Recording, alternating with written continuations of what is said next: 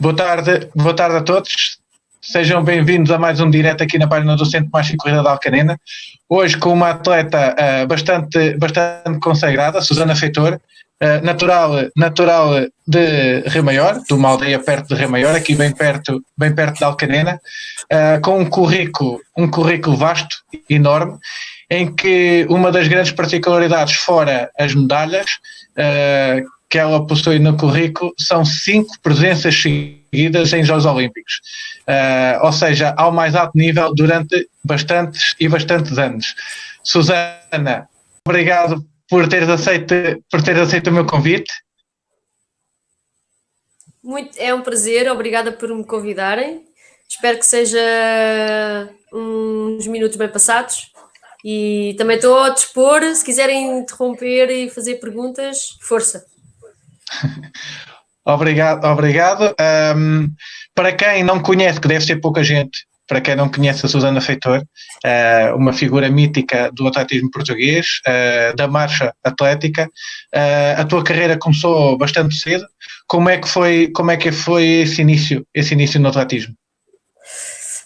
Já foi há alguns anos, ainda um bocadinho antes do teu início. Olha, o teu início, há bocadinho estávamos a falar que tinha sido em 96, o meu teria sido 11 anos antes. Tinha também eu 11 anos quando comecei a praticar atletismo, e comecei a praticar atletismo, agora já com um termo familiarizado, na telescola. Eu sei que em Alcanena também havia telescola, pelo menos ali na região, mas nós aqui em Rio Maior, o 5º e o 6º ano, até final dos anos 90, as freguesias todas tinham telescola. Mas havia a particularidade de não existir aulas de educação física, ou seja, nós tínhamos aulas transmitidas pela televisão, no Canal 2, mas depois a prática era nula praticamente. Então a Câmara Municipal decidiu lançar um programa através do monitor de desporto, que também toda a gente conhece, o Jorge Miguel, que iria, e está aqui o Paulo Constantino já a entrar online a dizer boa tarde, que vocês em Alcanena também conhecem, nem que não seja pelas estafetas Rio Maior, Alcanena, Rio Maior, e o Sr. Jorge Miguel iria levar a atividade desportiva, não necessariamente o atletismo, aos vários alunos das telescolas. Eu, como gostava de desporto, e me lembro de sempre gostar de desporto, de ver na televisão, inscrevi-me de imediato e comecei a praticar desporto com o Sr. Jorge Miguel uma vez por semana na parte da manhã, porque as aulas da telescola eram apenas da parte da tarde. E então, ele, sendo treinador de atletismo, todos os jovens que tinham jeito para o atletismo, ele perguntava se por acaso nesse fim de semana não queriam ir correr ou não queriam ir fazer isto ou aquilo, que ele passava com uma carrinha e levava-nos, e eu logo, claro, quero que eu alinho já. E foi assim que eu comecei a participar nas provas de atletismo, primeiro as provas populares. A minha primeira prova foi aqui bem perto, entre nós, nos Amiais de Baixo, nas festas de Amiais de Baixo, tinha uma prova popular, e fui lá. Fiquei tão feliz, vocês nem imaginam, de terminar em 9º lugar. Aquilo era uma prova aberta, é claro que havia séniores e havia gente de todas as idades, e eu lá fui correr e fiquei em 9º lugar. Vim para casa com a minha medalhinha, que ainda hoje guardo religiosamente, uma medalhinha pequenininha, mas que foi o meu início. Depois, a transição para a marcha já foi mais tarde, porque eu termino a telescola, que era só o 5º e 6º ano, vou para Rio Maior estudar para o 7º ano, e era lá que o Sr. Jorge tinha concentrado os seus treinos para, na altura, a Casa do Povo da Marmeleira, e depois mais tarde o Clube de Natação de Rio Maior. E é nessa fase que eu experimento a marcha, porque a Associação de Atletismo de Santarém necessitava de uma marchadora, e nós, entre nós, eu, a Susana Miguel e mais outras raparigas, tentámos fazer marcha, e eu destaquei-me entre as colegas, e ele disse: então, olha, és tu que vais fazer a prova de marcha. E a partir daí eu comecei a fazer marcha com mais regularidade, mas na verdade eu gostava era de correr, sempre gostei de correr, e ainda hoje o que eu faço mais é corrida, porque é uma coisa que eu gosto. E foi mais ou menos assim que começou, portanto, olha, para não alongar, porque senão a história é muito comprida. É verdade, tens uma história muito comprida, um currículo bastante grande, tu aos 14 anos já eras recordista de Portugal, de marcha, e aos 15 chegaste a campeã do mundo. Ou seja, foi ali, em pouco tempo, fizeste um boom na marcha em Portugal.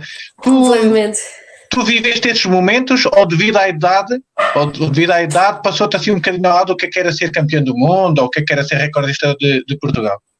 Exato, é mesmo um bocadinho mistura, ou seja, se por um lado eu tinha noção porque as pessoas mais velhas me chamavam a atenção para isso e eu, sendo responsável pela coisa que estava a passar, tinha essa noção, mas ao mesmo tempo eu queria só viver a minha vida 13 anos, 14, 15, como disseste, campeão do mundo, porque eu começo a praticar marcha a nível nacional porque vou de campeonato de Santarém fazer mínimos para os campeonatos nacionais e logo a seguir fazer mínimos para o campeonato da Europa de Júniores em 89 e em 90 volto a fazer mínimos, mas desta vez para o campeonato do mundo. Eu vou ao campeonato do mundo e encaro aquilo de uma forma natural.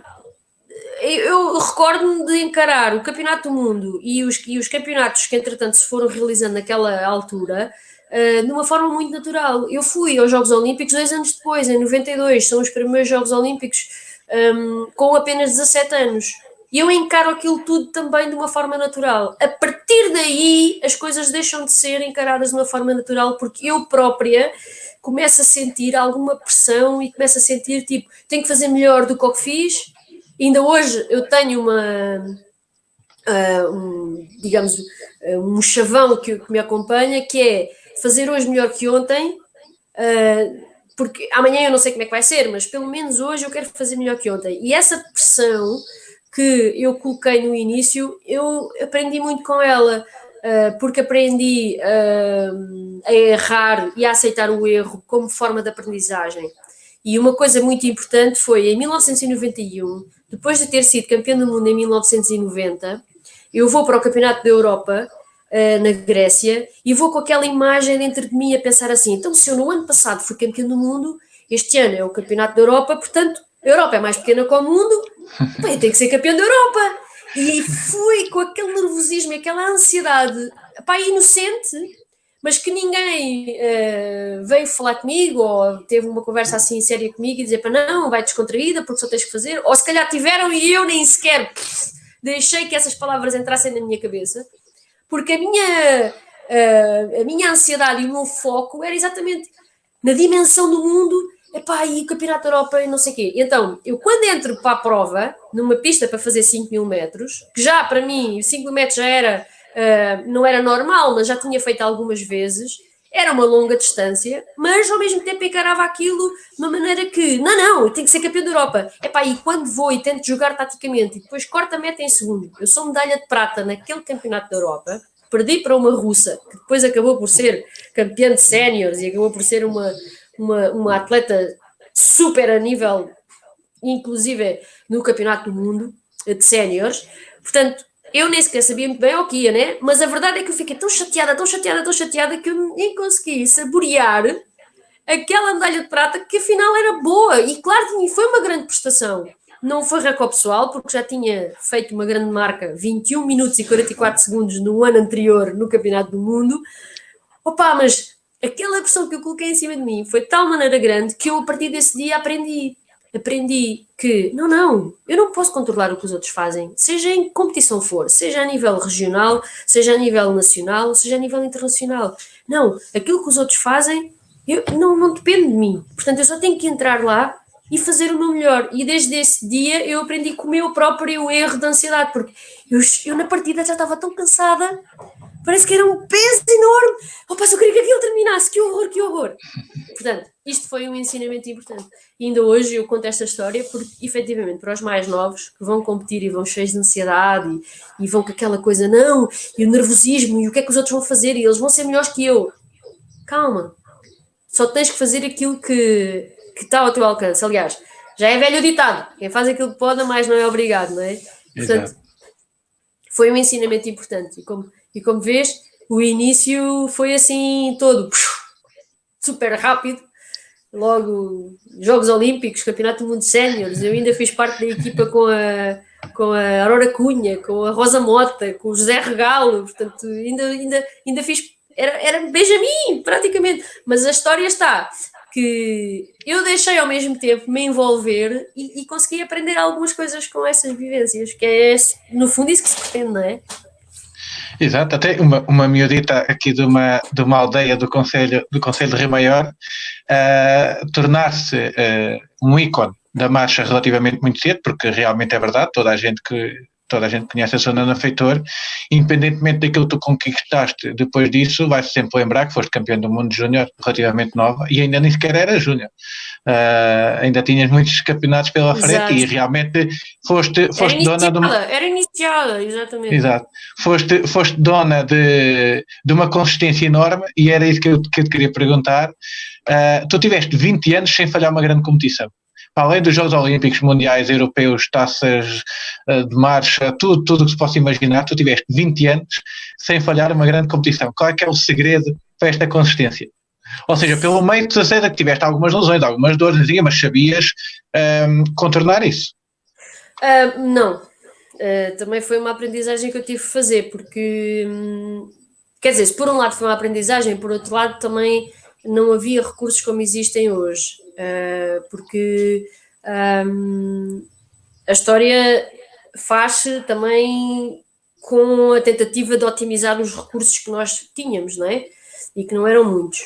E, portanto, quando nós muitas vezes tentávamos fazer omeletes sem ovos, se é assim que se pode dizer, acontecia que muitos problemas vinham daí e as lesões eram uma delas.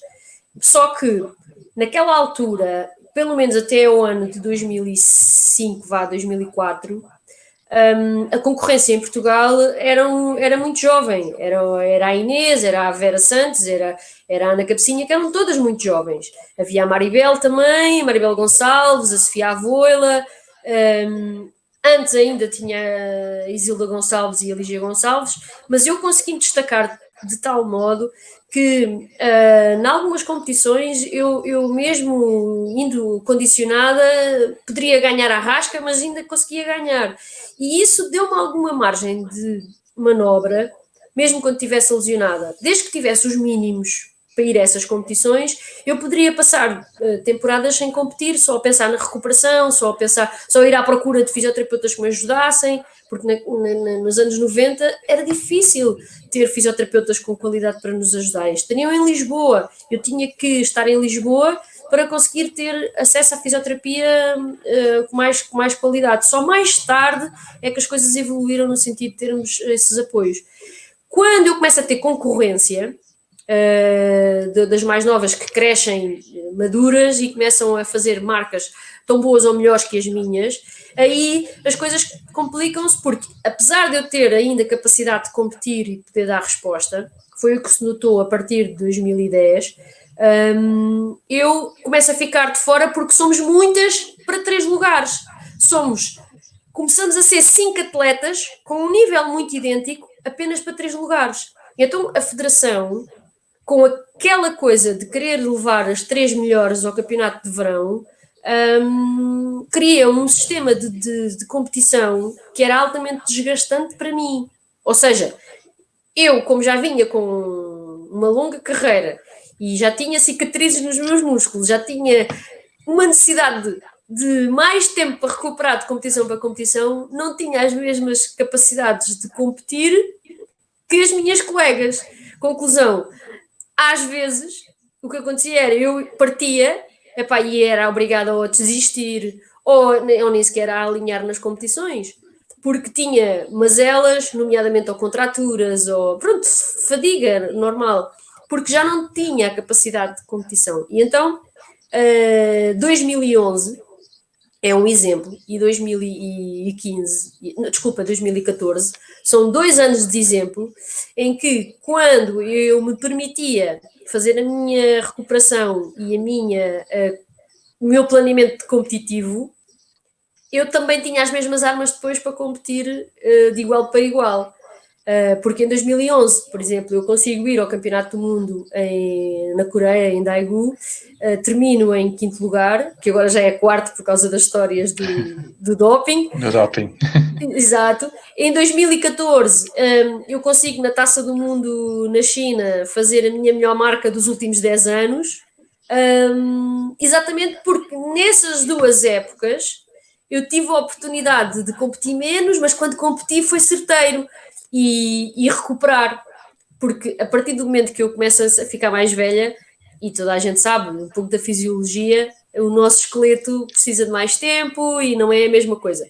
E então eu contra as mais novas não tinha hipótese de competir 3 ou 4 20 km para depois em maio ser uma das 3 melhores. Porquê? Porque entretanto já me tinha lesionado e já não era capaz de competir ao mesmo nível. Por isso, eu durante esse tempo todo sou capaz de ir às competições, às vezes até ia um pouco condicionada, mas a verdade é que quando eu tinha algum problema durante a época, a preocupação era recuperar para depois estar bem no verão. E felizmente eu fiz 11 campeonatos do mundo, que são organizados de 2 em 2 anos, um pouco também por essa folga, porque não tinha muita concorrência até 2003, 2002, eu senti bastante folga. Depois daí em diante já tinha que ser uma coisa muito mais planeada em função onde é que eu poderia estar melhor, evitar lesões. Epá, e foi um calvário difícil. Foi um calvário difícil. Ou seja, tu tens um grande currículo, tens muitas histórias, possivelmente se tens no teu currículo, tens 5 vezes aquilo que é o sonho de um atleta, seja ele de que modalidade for, ou seja, tu estiveste por 5 vezes presente em Jogos Olímpicos.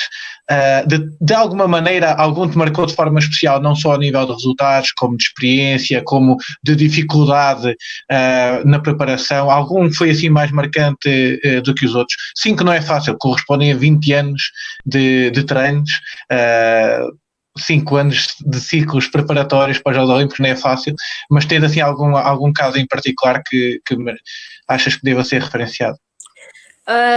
Todos eles tiveram histórias completamente diferentes, né? Como deves imaginar. É claro que o Barcelona foram os meus primeiros e foi gigantesco aquilo que eu vivi. A aldeia olímpica era fantástica e o ambiente fenomenal, e há histórias, claro. A história mais marcante foi o facto de eu ter sido campeã do mundo 2 anos antes, e então as pessoas mais aqui da zona de Rio Maior pensavam que eu iria aos Jogos Olímpicos para disputar uma medalha com apenas 17 anos. E então organizou-se um autocarro para ir de Rio Maior a Barcelona para me irem ver competir. E foi uma loucura tal que levaram o autocarro cheio, e em 72 horas, mais ou menos, foram 3 dias, para ir, chegar lá, ver competir praticamente e voltar. Foi assim uma loucura. E foi a coisa que mais me marcou, porque depois eu não consegui chegar ao fim, uma vez que fui desclassificada à entrada do estádio, e foi um martírio, foi uma choradeira, foi uma tristeza, uma mágoa horrível, porque as pessoas tinham vindo de Rio Maior para me ver e eu nem sequer cortei a meta, foi horrível. Mas pronto, mas Barcelona fica marcado por outras coisas super positivas, porque a aldeia olímpica era efetivamente uma coisa brutal. Foi a primeira vez que se começa a falar em internet, e nós, atletas, podíamos usar uma intranet na vila da Vila Olímpica, portanto era uma coisa assim, uma super novidade. Mas não vou esquecer de maneira nenhuma Sydney, para mim, não só porque eu tenho uma paixão enorme por a Austrália e por aquele continente, mas a verdade, eu nunca fui à Nova Zelândia, mas adorava ir à Nova Zelândia, por exemplo, às ilhas, adorava mesmo. A Oceania para mim tem assim uma mística, e então ir a Sydney foi algo fantástico, e depois a envolvência toda foi espetacular. Mas teve um senão, foi se calhar a minha primeira grande lesão foi contraída em Sydney, e a verdade é que se eu tivesse nos Jogos Olímpicos na Europa teria vindo para casa, porque tinha uma ruptura de quase 2 centímetros na minha perna esquerda, que me marcou para o resto da minha carreira. Acabei por ficar ali com uma cicatriz e que nunca mais foi a mesma, esta perna. Mas a verdade é que eu competi condicionada, muito condicionada, foi extremamente dura a competição, mas cheguei ao fim, mesmo assim fui 14ª, e ficou-me marcado para sempre como uma grande experiência. E em termos de espetacularidade, Pequim. pá, Pequim foi assim uma coisa espetacular, aquelas cerimónias, tudo gigantesco, tudo o que se possa pensar de uns Jogos Olímpicos é Pequim num ponto gigantesco. Eu imagino que Tóquio esteja preparado para fazer algo idêntico ou melhor, porque ainda por cima com as tecnologias hoje em dia a espetacularidade vai ser de certeza super, super, super. Eu ainda preparo a Londres, apesar de estar lesionada, lá está, outra vez as lesões a contarem as histórias. Eu vou a Londres como suplente, que não conta para nada. Hoje em dia já conta, já se considera como olímpico, mas naquela altura não conta para nada. E ainda fiz mínimos para ir ao Rio. Ou seja, eu na verdade, se não tivesse tido lesões e se tivesse tido musculatura forte o suficiente, ainda teria conseguido ir a mais uns. Mas pronto, mas a verdade é que nós vivemos em comunidade e em sociedade e os outros, quando são mais fortes, nada a fazer. E eu não tive essa capacidade, mas considero-me grata e feliz por ter ido a 5 Jogos Olímpicos, como é óbvio. Depois daquelas experiências todas, nunca mais larguei o olimpismo. É uma particularidade a que eu chego.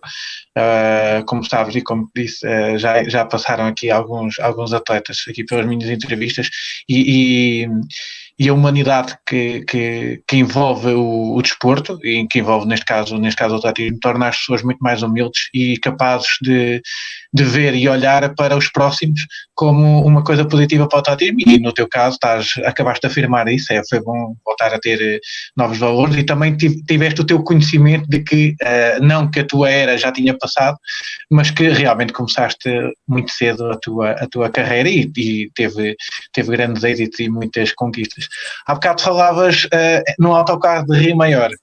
Eu estava para te perguntar como é que tinhas sido acolhida em Rio Maior nesses primeiros êxitos, ainda muito jovem, mas aqui o Paulo Constantino, de quem também falávamos antes de entrar em direto, faz-te uma pergunta que é: consideras que tiveste um papel importante no surgir do slogan Rio Maior, cidade do desporto? E eu faço aqui um parênteses porque, lá está, foi ele que me levou à prova de inauguração da pista com o teu nome. Foi a primeira prova em que eu corri numa pista tartan e poupava os bicos ali na cinza da Alcanena para levar para o Rio Maior, todos limpinhos. e todos. Achas que tiveste um papel importante neste slogan? Sim, aquilo que aconteceu no início dos anos 90 com o atletismo, e é claro que eu sou a face visível da coisa, mas nós tínhamos um grupo enorme de atletas. Se por um lado em Rio Maior era o Jorge Miguel, em Alcanena era o Costa e depois passou a ser o Paulo Constantino, não é? E o saudoso Costa, para quem é de Alcanena saberá de quem é que eu estou a falar. Mas a coisa era que naquela altura havia uma prática de desporto amador muito grande, eu não sei se é maior, se menor que agora, porque agora existe muito desporto mais lúdico e não formal do que alguma vez houve em Portugal. Mas as modalidades mais tradicionais e mais formais têm alguma dificuldade em cativar os jovens. Naquela altura não, era ao contrário. Nós tínhamos a oportunidade de praticar e íamos praticar. E então, quando existia um número considerável de praticantes jovens no Concelho de Rio Maior, e depois ainda por cima, logo com 15 anos sou campeão do mundo, ou vou representar a seleção nacional, a Câmara Municipal, pelo Presidente da Câmara, o Silvino Sequeira, naquela altura tentou aproveitar ao máximo tudo o que pudesse trazer para Rio Maior, fazendo do desporto uma bandeira. E é claro que eu fui uma influência nesse aspecto, mas é verdade que depois outros atletas seguiram, porque as condições estavam a ser propícias para isso, ou seja, ao criarmos e investirmos em condições materiais, que não existiam muitas infraestruturas.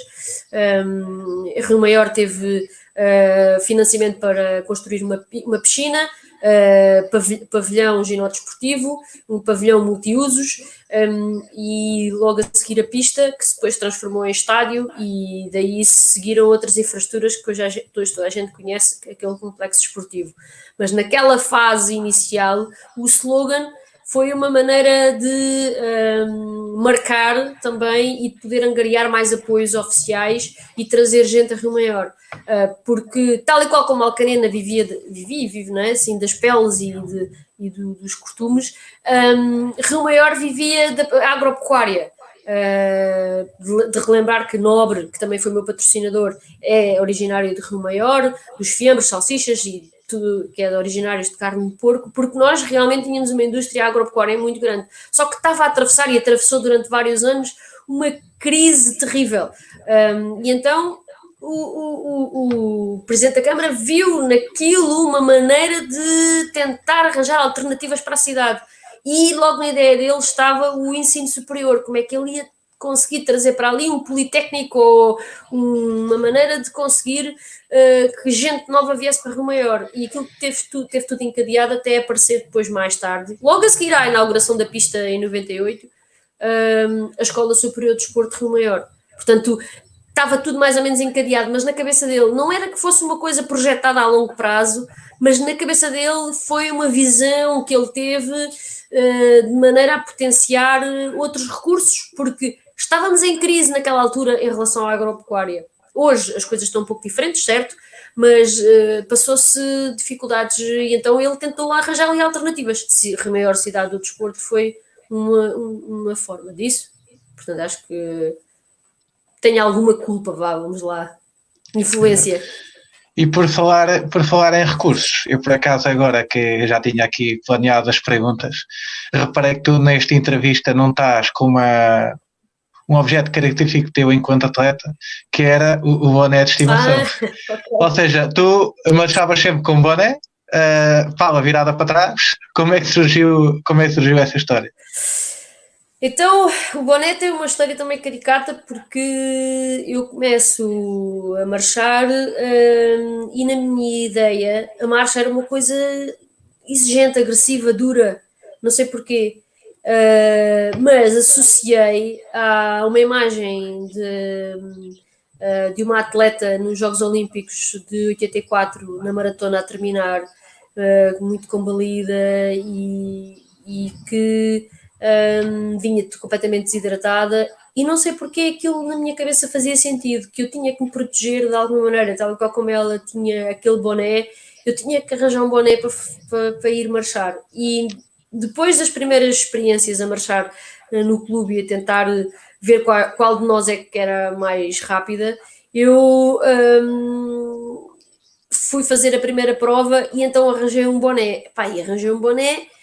E como arranjei o boné, pus o boné lá para a frente, normal como os bonés se devem usar, certo? Só que eu, ao fim de algumas voltas, aquilo estava vento e o boné estava sempre aí para trás, e eu não tenho mais meias medidas, ponho o boné para trás.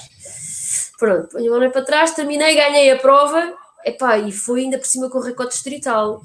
E quer dizer, porque foi uma coisa, isto é assim algo que não é bem normal. Na prova seguinte, acabei por fazer exatamente a mesma coisa. Não, tenho que levar o mesmo equipamento. Eu tenho que levar exatamente a mesma coisa. A mesma camisola, os mesmos calções, tudo igual. E o boné também. Dessa vez estava a chover. E não é que o boné, afinal, foi útil, porque batia-me água nos olhos, então eu voltei a pôr o boné com a pala para a frente, porque protegia-me. E então já não ia a piscar o olho quando a gente vai à chuva, né? E então ficou. Na vez seguinte, não, tenho que levar a mesma boné. Mas outra vez a mesma história. Estava sempre a ir, eu, raio, boné para trás. Pronto, boné para trás. E então ficou sempre assim, ou seja, passei a usar o boné cada vez que ia competir, porque não, tinha que ser o equipamento, já tinha ganho, tinha batido a recorde, tinha feito recorde pessoal outra vez, não, passei a usar sempre o boné, mas sempre aquele boné, atenção, tinha que ser aquele, não poderia ser outro. Mas perdeste. Sim, até que houve um dia em que, inclusive, me quiseram patrocinar o boné, e eu não deixei, porque não, se vão pôr alguma coisa no boné, depois aquilo já não funciona. E então, houve um dia numa competição na Dinamarca, esta história que estou a contar do boné foi para aí 88, 87, e em 94 ou 95 já, portanto, esse boné ainda durava, já estava tão velhinho, tão asqueroso, coitadinho do boné. Numa prova na Dinamarca, eu terminei a prova com o equipamento úmido, não é? E deixei-o a secar no quarto do hotel. Pois, eu sei é que eu nunca mais vi o boné e dei falta do boné quando fui depois para ir fazer a mala. E eu, o que é que aconteceu ao meu boné? Roubaram o meu boné! O que aconteceu ao meu boné? O que deve ter acontecido, depois, no fim, pensar. As senhoras da limpeza devem ter visto aquela coisa tão velha, tão...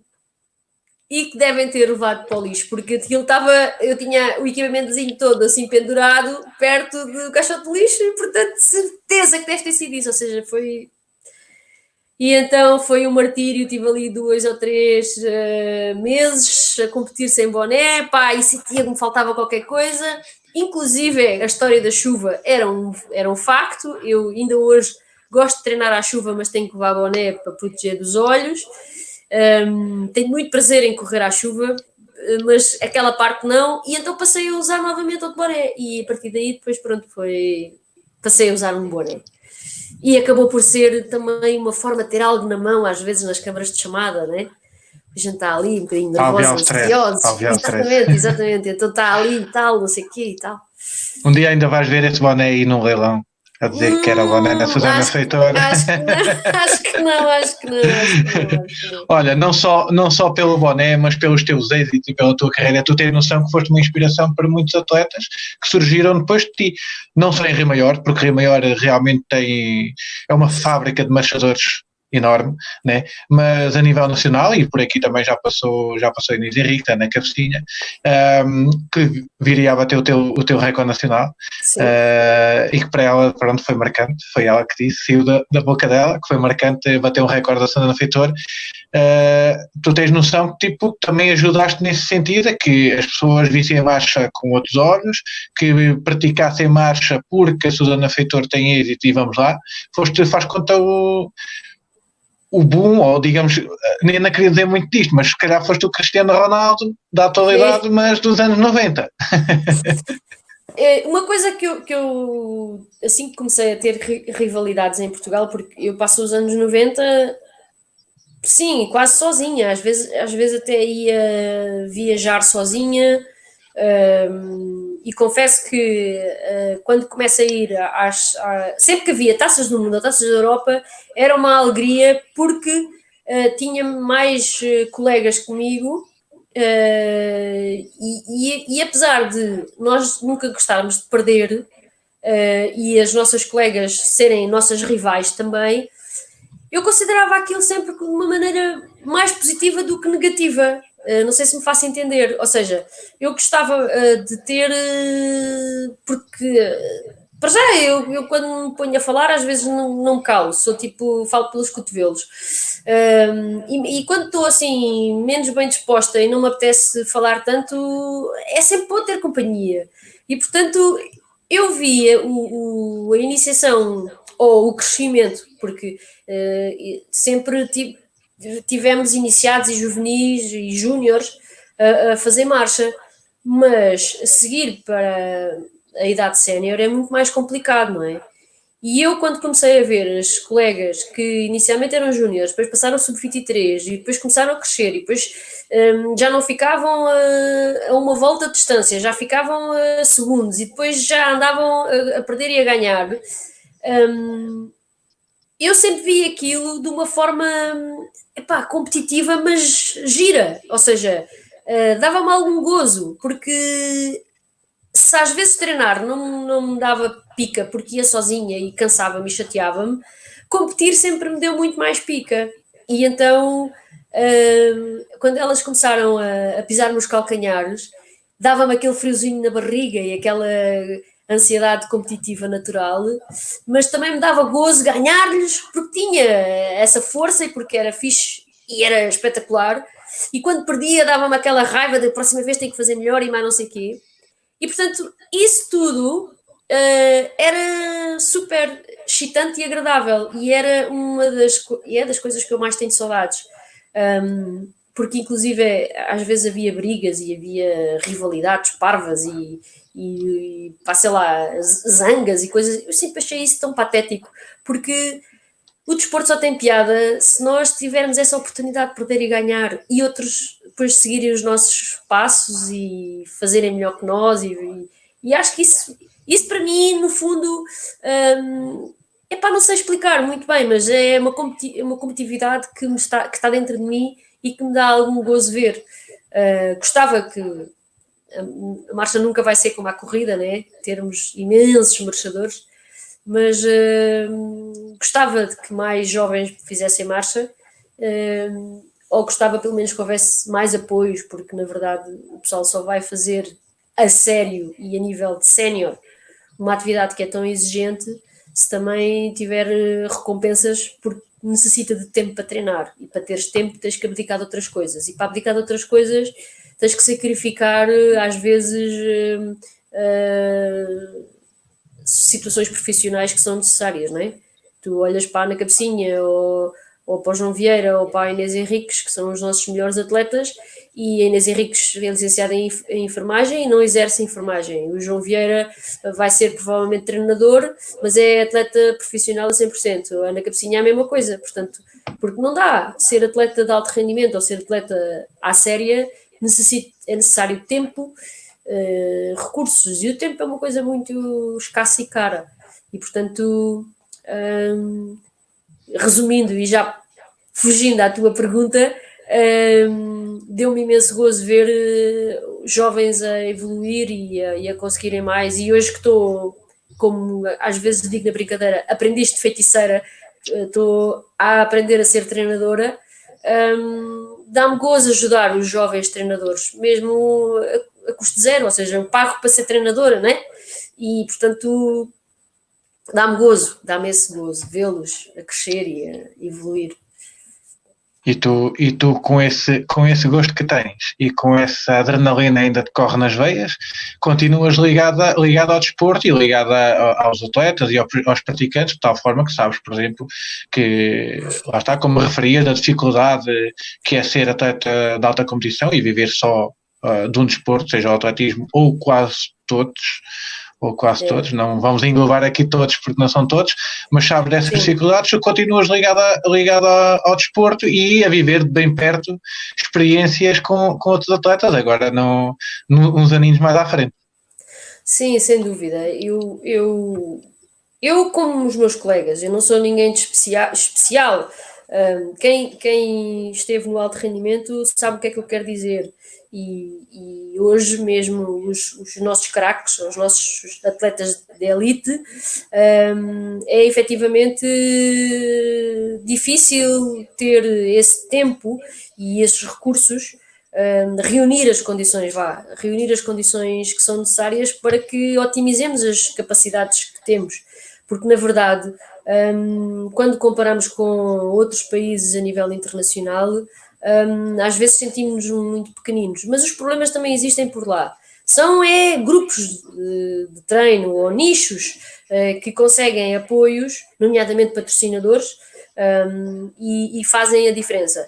É verdade que algumas federações são melhor organizadas que outras, é verdade que alguns clubes têm melhores recursos que outros, e quem tem a sorte de estar ligado a esses grupos de trabalho consegue otimizar as suas capacidades. Depois é uma vontade de disciplina, rigor e de querer, não é? Porque no outro dia falava-se, já não sei quem foi, que se falava de detecção de talentos. Um talento, ou seja, um jovem pode ter todas as qualidades físicas e psicológicas para poder ser um grande campeão, mas é a reunião equilibrada dos vários fatores e dos vários variáveis que vai dar um campeão, porque depois no final de contas é o clique do querer que vai fazer a diferença para seres campeão. Mas é necessário recursos financeiros, são necessários recursos financeiros. Eu hoje estou a atravessar uma transição de carreira, terminei a minha carreira de um modo obrigada de 2016 para 2017,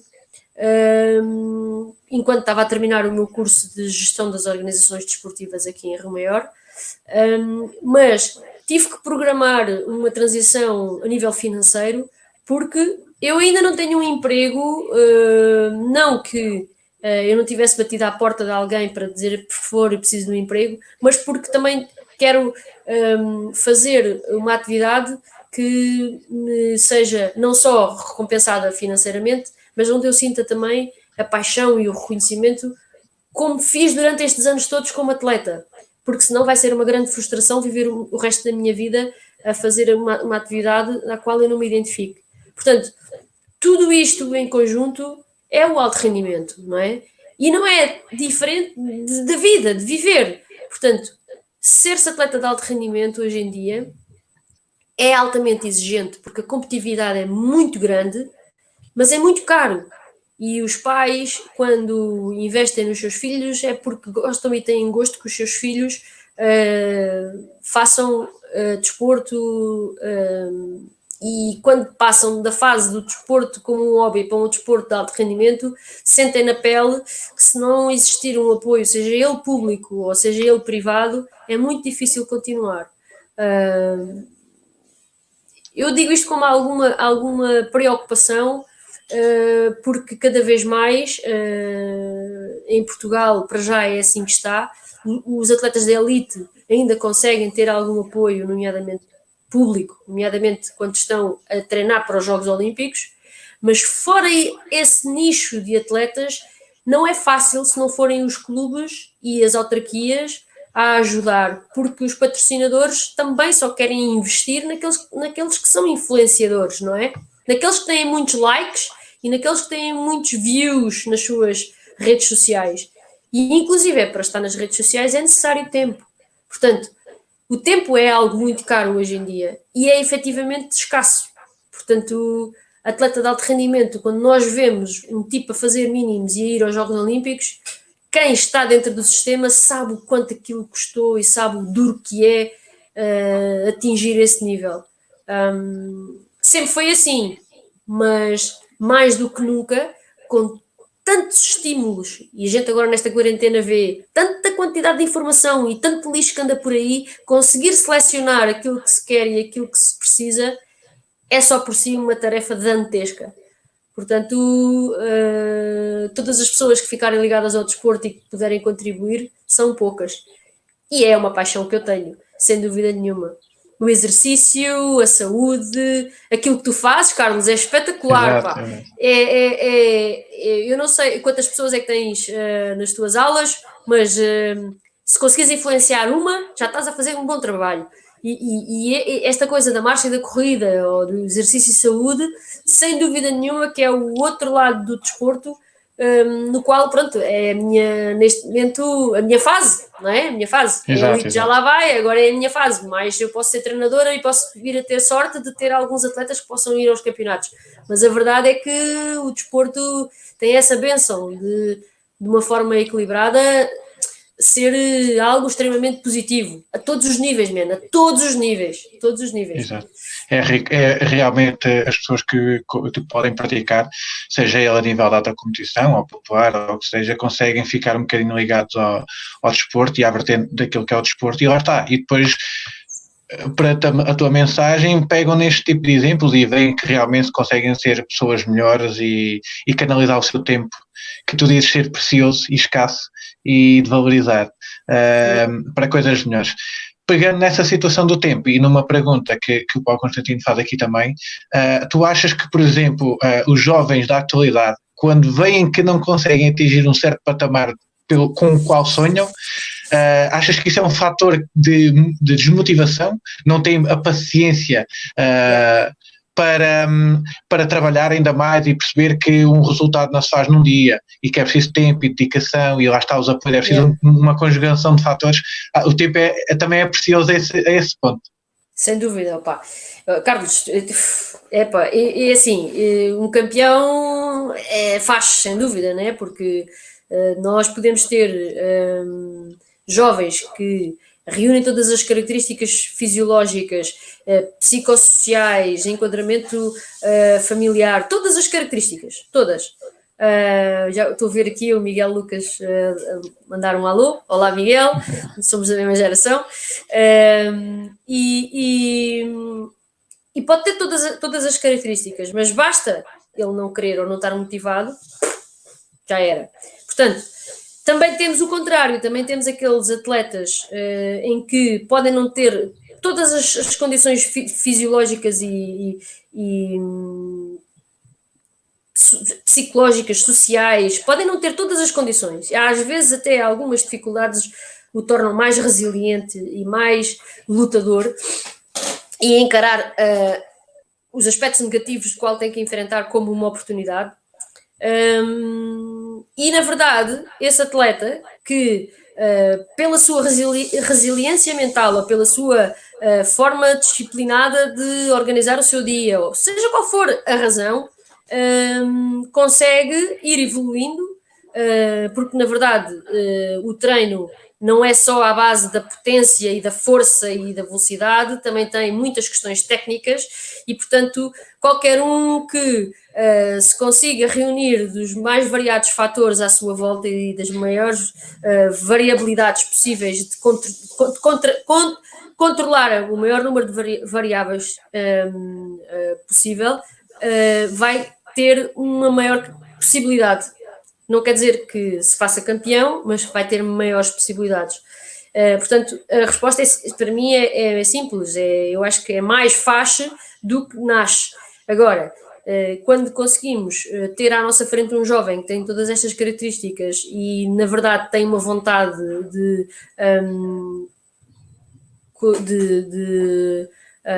fazer tudo aquilo que está planeado, de seguir um rumo, ter objetivos, estar motivado, tem ao mesmo tempo enquadramento social e familiar, enfim, quando tudo isso está reunido, depois é uma questão de fazer o percurso, maturar-se e chegar às competições e ter aquele clique competitivo.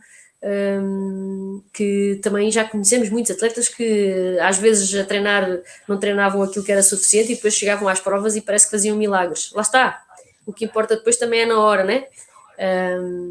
E a verdade é que existem pessoas tão diferentes umas das outras, com condições tão diferentes umas das outras, que o campeão é aquele que naquele dia, naquela hora consegue reunir o maior equilíbrio de variáveis à sua volta.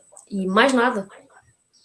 Exato, agora estava a pegar nessa situação dos atletas que treinavam mais ou menos. Eu sou apologista de uma pequena observação, é que no caso do atletismo, nas provas não se vê quem é que treina mais ou menos, né? Vê-se quem é que salta mais longe, quem é que lança mais longe, quem é que corre mais rápido. Ou quem treina melhor, né? Porque... nem que para isso se tenha de treinar mais ou menos, né?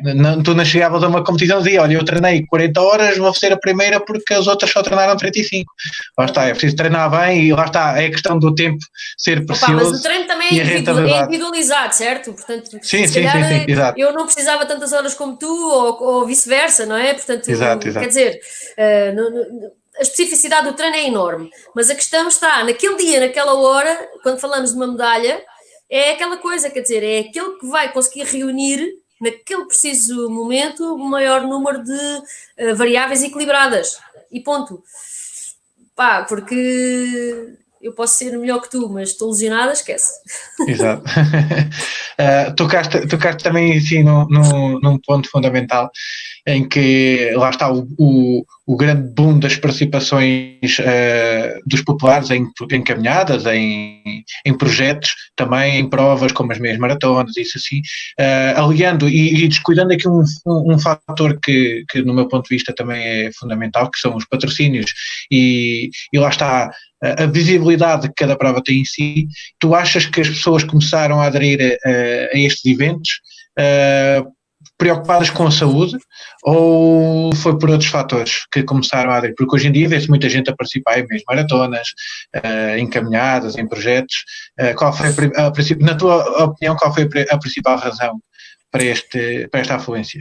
Eventualmente o clique tenha sido questões de saúde, eventualmente, porque nos anos 90 eu recordo-me das discussões, porque é que não há mais prática desportiva, porque é que as crianças na escola não se vai fazer a captação das crianças à escola, pronto, ainda hoje se fala nisto assim, mais ou menos, e depois a resposta era porque os senhores doutores só dizem aos meninos para irem para a natação, porque a natação é a modalidade mais completa e mais não sei o quê. Pronto, então as piscinas passaram a ficar cheias, e quem tivesse piscinas, as autarquias que tivessem piscinas.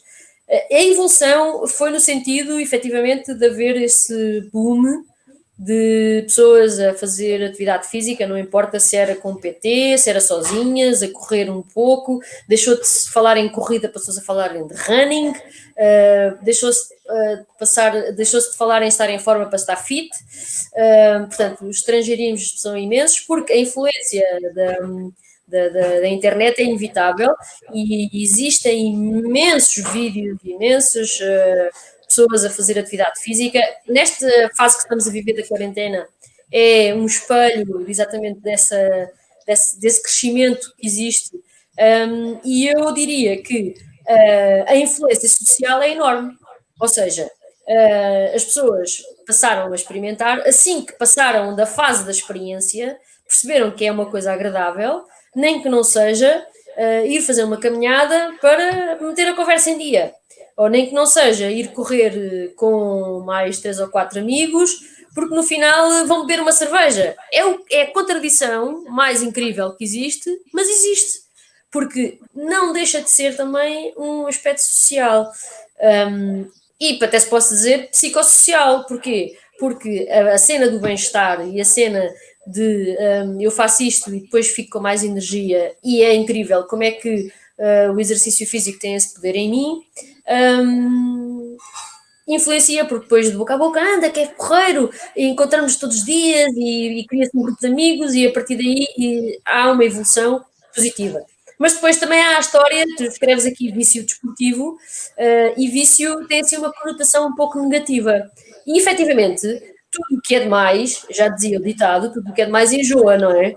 E na verdade, o exercício físico também tem o seu limite de equilíbrio, não é? Porque quando existe ultrapassar das quantidades e das intensidades que o nosso corpo está habituado ou que está ou que permite que seja possível, não é só a fadiga que nos incomoda, depois começa a haver perturbações de outro nível. Perturbações do sono, logo a começar, depois do apetite, depois já não apetece fazer, depois as lesões, as pequenas lesões, depois uma lesão que leva à outra, depois eu não sei, e principalmente aquelas pessoas que não têm ajuda, não é? Que não têm alguém que tem conhecimento de planeamento e que não tem conhecimento para ajudar a prescrever o exercício, as pessoas fazem à toa, e o à toa pode ser caro neste aspecto, em que depois não usam o equipamento adequado, e então ultrapassa-se aquele limite do equilíbrio e passa-se ao limite do não sabemos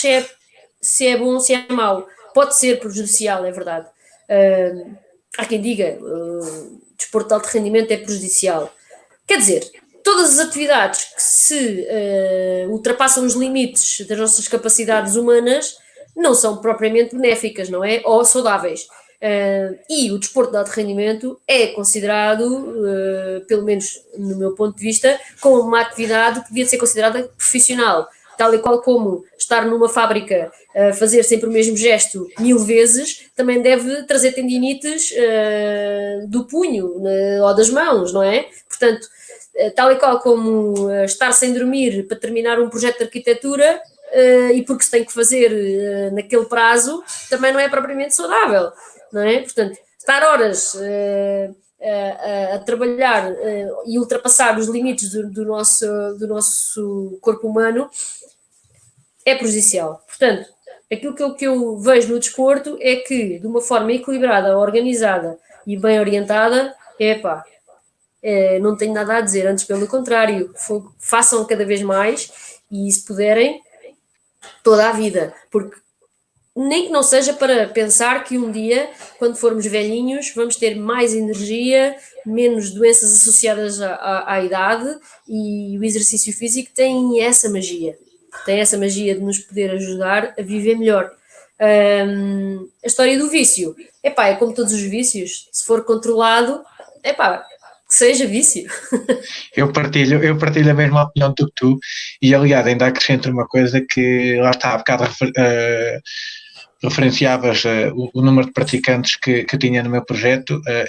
Se calhar comparados com outros centros, são poucos, para a minha população-alvo e para o concelho que são bastantes, e lá está, uma coisa que eu costumo sempre dizer é que eu sou a favor de tudo o que seja desporto, desde que seja controlado, desde que as pessoas gostem, e hoje em dia há cada vez mais ofertas. Lá está, tu referenciavas isso, as pessoas já fazem running, já fazem trails, já ficam fit, já isso tudo. Mas isso em parte... Da minha altura, pá, era corta-mato, agora é trail. Isso em parte é positivo para as pessoas, ou seja, as pessoas têm uma forma de praticar desporto e olhar também para a sua saúde, lá está, de forma controlada e um vício controlado, digamos assim. Olhando para essas pessoas que não são acompanhadas e hoje em dia têm uma oferta enorme e vasta de tudo quanto é exercício físico, seja para estar em casa, não seja, ou não, aliás, neste caso é mesmo para estar em casa, quais é que são os conselhos que deixas para essa população, não só para aqueles que não são acompanhados por nada, ou por ninguém, mas também por aqueles que estão impedidos de o poder fazer e já estavam habituados a fazê-lo e fazia parte da sua vida. Pá, temos grupos muito, muito diversificados, não é? Eu vou-te já dizer assim de repente, olha, estou a ficar com muitos pixels, deixas-me acender a luz? Sim, podes acender. Porque eu estou aqui a ficar com a minha câmera. A minha câmera não é tão boa como a tua, já vi, não é? Mas uma atleta que eu tenho currículo tem de ter qualidade ao nível. Não, mas a ver se consegue pelo menos fazer um bocadinho melhor. Aqui, ok. Existem muitos grupos de pessoas que praticam atividade física, certo?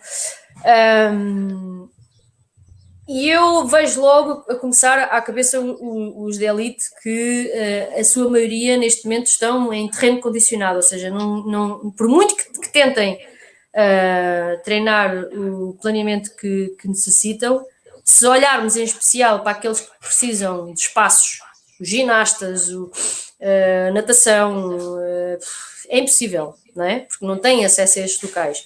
Ainda vão tendo sorte o pessoal que treina na rua, quem vai ao rio, quem vai à estrada, quem vai à terra batida, enfim, as lagoas também dá. Pronto, esse pessoal ainda se vai safando e vai conseguindo. Alguns têm ginásios improvisados em casa e vão mais ou menos conseguindo fazer as suas atividades. Mas a verdade é que está toda a gente condicionada e não há treino de alto rendimento neste aspecto. Ponto final. Agora, os restantes... quem tem sorte de ter uma elíptica, uma bicicleta estática ou uma passadeira, ainda vai conseguindo combinar esse treino de cardio com atividades de exercícios que sejam mais estáticos ou mais dinâmicos, não é? Porque se tu estiveres num local que seja relativamente condicionado de espaço, é muito difícil inventar as coisas para além dos exercícios que a gente vê hoje em dia, estilo de Jane Fonda. Não é? Que para quem se lembra de Jane Fonda nos anos 80, em que dava aulas ao auditório das famosas cassetes de VHS, em que se punham à frente da televisão a fazer os exercícios que ela dizia para fazer. E fazem esses exercícios dos mais variados, sejam eles cardio, sejam eles anaeróbios, sejam eles de alta intensidade, que agora a dominação de HIIT é uma coisa também oficial e apesar de ser recente é oficial, mas a questão está, o meu conselho é façam qualquer coisa, nem que não seja uma atividade de subir e descer escadas, atividade que seja, nem que não seja só para te pôr a suar para isto tomar banho, porque é saudável fazer atividade física e nestes tempos de confinamento o stress emocional, psicológico é enorme. Eu não sei como é que é, eu não sou mãe, mas imagino o que é para os pais que estão em teletrabalho e que ainda por cima têm os filhos em escola em casa, toda essa gestão de ter que dar resposta aos seus compromissos profissionais e acompanhar as crianças deve ser extremamente exigente. E eu imagino que essas pessoas, no fim disto tudo terminar, vão precisar é de férias, ou seja, vão precisar é de sair mesmo e de ter possibilidade de recuperar mental e fisicamente, porque isto vai ser um desgaste enorme. Os outros que não têm essa vertente terão o seu dia um pouco mais folgado, e o meu conselho é façam atividade, seja ela qual for, formal, informal, não há desculpa hoje para não seguir um plano de treino, nem que não seja através de uma videoconferência contigo, Carlos, que percebes de planeamento de treino, para poder fazer uma atividade minimamente controlada. Nem que não seja para ter novas ideias, não é? Novos exercícios, porque os músculos são sempre os mesmos, mas há maneiras muito diferentes de os trabalhar. E, portanto, não temos que fazer todos pranchas, não temos que fazer todos saltos de canguru, não é? Portanto, há elásticos, há garrafas de água, há imensas coisas, e criatividade na internet é o que não falta. Mas depois também temos de ter cuidado com o que vamos exercitar para não nos magoarmos, não é? Porque depois, se estamos a exercitar músculos que não estão habituados a ser exercitados e a dar-lhe muita carga, o músculo vai se queixar. É a lei mais simples da vida. Portanto, o meu conselho é, se puderem ter alguém que vos ajude, ótimo, e de preferência alguém com conhecimento. Se não tiverem, vão fazendo ao sabor do durido. Ou seja, não façam mais que o vosso músculo não vos deixe fazer, mas façam, porque fazer é saudável. Eu por acaso, pegando nas tuas palavras, e acho que são grandes conceitos e são importantes, até porque são focados nos aspectos essenciais, né? Que é as pessoas não caírem no exagero e de forma lá está, a saírem prejudicadas disto, que já basta a situação que estamos a viver para sairmos prejudicados a vários níveis, quanto mais estarmos a sair prejudicados porque realmente queremos fazer bem à nossa saúde e acabamos por fazer mal. Acho que é preciso olhar um bocadinho a esse aspecto. Da minha parte, eu posso dizer, e partilhando aqui contigo, que foi uma questão que nem sequer me preocupou muito, foi, digamos que, a questão comportamental do exercício físico, porque lá está, as pessoas têm muito por onde escolher, por onde procurar, têm muita informação e eu não estou em casa de cada pessoa, né, para saber o que é que vão seguir ou o que é que vão fazer.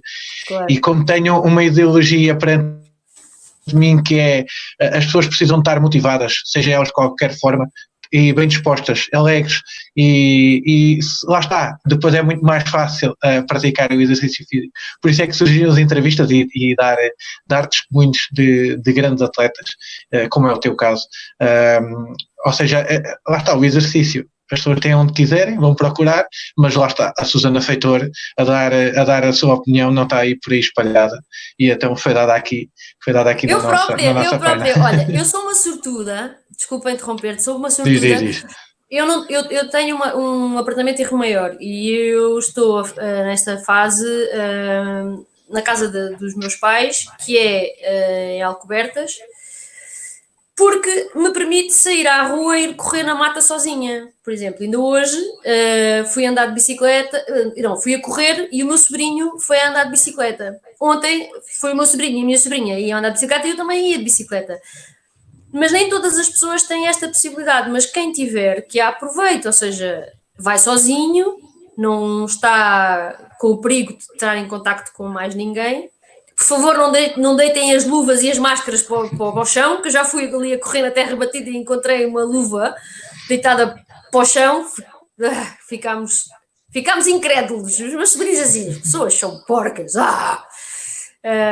Mas a questão está, quem vive no campo tem essa oportunidade, que vá à rua, sim, claro, o sol é fundamental. Infelizmente ainda não tivemos muitos dias de sol, mas apanhem sol, porque o fator da vitamina D é influenciável, sim, nem que não seja para ficarmos mais morenos na cara e ficarmos mais bem dispostos. Mas a verdade é que quem não pode ir para a rua, sempre arranja um cantinho onde pode fazer algum exercício e é assim, hoje em dia é só escolher um vídeo qualquer do YouTube e seguir um plano. Contactem o Carlos do Centro de Marcha e Corrida de Alcanena e a verdade é que não há desculpas. Portanto, eu também vou fazer a minha... Já fui atleta, já fiz muito, mas ainda continuo a fazer, nem que não seja só para me sentir melhor e para estar psicologicamente mais equilibrada, porque é uma questão também de sanidade mental. Concordo inteiramente contigo. Lá está. Era como eu estava a dizer, a parte psicológica é fundamental para depois também trabalharmos a parte física e vice-versa. Olha, estamos a chegar ao fim desta entrevista. Realmente deixaste aqui um grande testemunho. E agora, assim, uma última perguntinha para ti, mediante isto tudo, e lá está, como eu disse no início, quando começamos a falar, dar a conhecer um bocadinho daquilo que é a carreira desportiva de cada atleta e depois canalizar isso um bocadinho para os dias atuais e a sua experiência pode ser fundamental. O que é que significa o atletismo para ti? Significa muito. Opa, eu considero-me, antes de tudo, uma pessoa do desporto. Não só porque durante a minha vida tive a oportunidade de contactar com muitas modalidades diferentes. Sou uma curiosa das outras modalidades, como é que eles fazem, mais do que das provas, adoro o bastidor, como é que é por trás. É incrível. Eu sou daquelas pessoas que sou muito chata. Tipo, estou a ver uma prova e estou a olhar para os pormenores e para os detalhes e não sei o quê. E às vezes escapa-me o principal. Mas o atletismo a nível internacional é o espetáculo. Para mim é o espetáculo. Quando, por exemplo, sabemos que o Campeonato da Europa foi cancelado, é sempre triste, inevitável, mas triste, porque apesar de não ter marcha, era uma das coisas que eu ia gostar de ver. O atletismo a nível nacional precisava de um boost, digamos assim, para utilizar um estrangeirismo, já que utilizamos o running e o fit e o trail e essas coisas. Tenho uma opinião particular porque considero que o atletismo está a viver ou está a deixar passar uma oportunidade de ir ao encontro dos mais jovens e utilizar estas plataformas digitais. Não há desculpa para não termos uma promoção do atletismo com qualidade e ao mais alto nível, porque hoje em dia um telemóvel faz milagres e, portanto, eu creio que os nossos responsáveis do atletismo, sejam eles dos clubes, das associações ou da própria federação, têm que dar um passo em frente para se conseguir estimular a prática do atletismo. Porque pistas temos, algumas até nos damos ao luxo de as deixar perder a sua qualidade por falta de uso, e isso é inaceitável.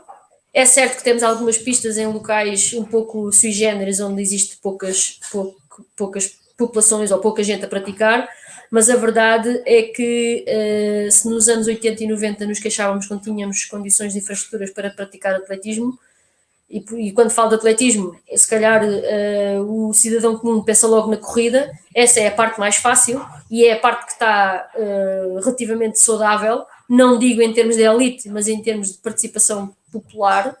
Agora, as outras disciplinas que são mais engraçadas e que têm tanto por onde explorar, os saltos, as barreiras, que são mais giras, é verdade que requerem mais conhecimento por parte dos treinadores, mas hoje em dia, se há alguma coisa que a Federação tem feito é dar formação a treinadores mais jovens, portanto, nesse aspecto acho que estamos a evoluir bem, mas depois a parte de cativar e a parte de conseguir ter mais júniores e séniores a praticar estas respectivas disciplinas não tem sido fácil.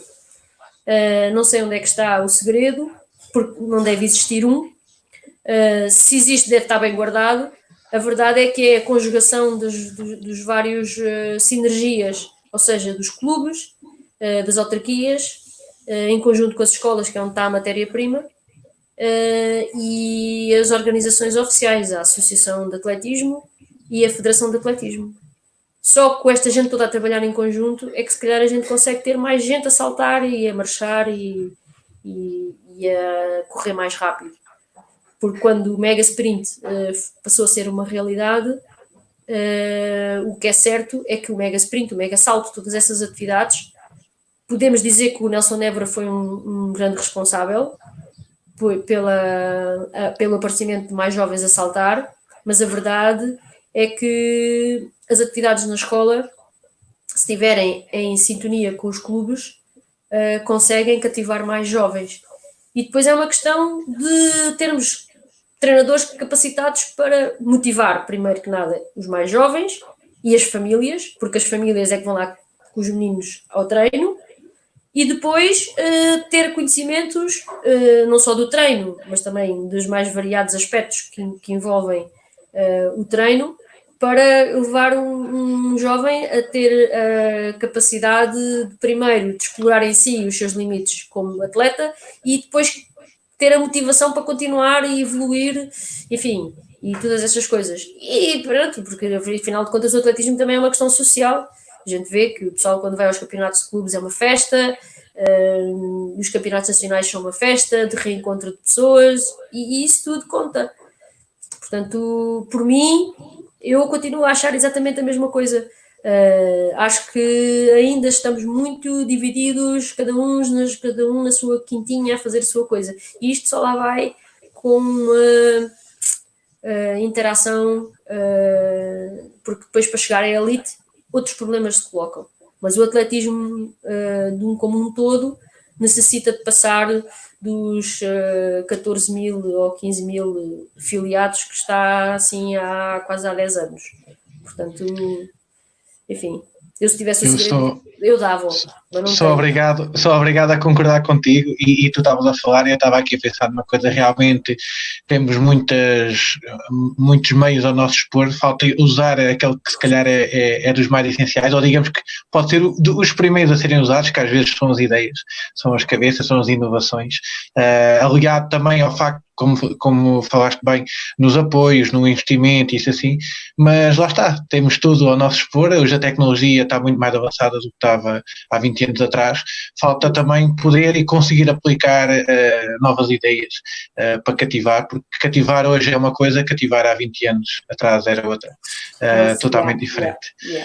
Olha, Susana, obrigado por o teu testemunho, realmente as pessoas, como eu te disse, ainda têm na lembrança quem é a Susana Feitor, quem foi a Susana Feitor enquanto atleta, realmente é bom saber isso e perceber-se que se fica na história do atletismo e da população em geral também que te acompanhou, lá está, alunas minhas e alunos meus mais velhos do que eu, que assistiram ao teu início de carreira. Eu já foi a partir de um bocadinho de meio, como falávamos há pouco, lembrar-me de pequenos pormenores como os 1000 metros de conta-roja na inauguração da pista ou no slogan no carro. Epá, brutal.